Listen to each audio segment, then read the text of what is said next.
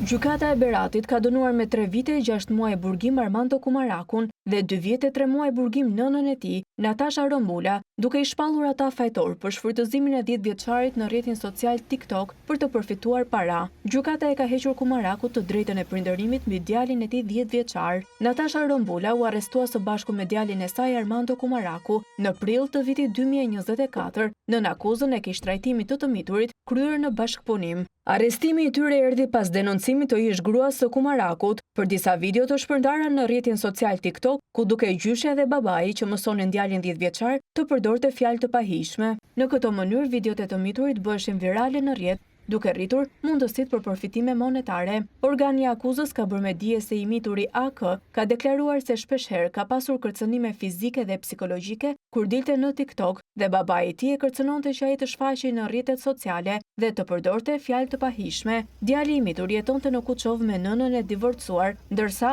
Armando Kumaraku dhe Natasha Rombula banonin në qytetin e Sarandës. Nënë e bir ishin bërë të njohur në rrjetin social TikTok, ku shpërndanin video me fjalor denigrues.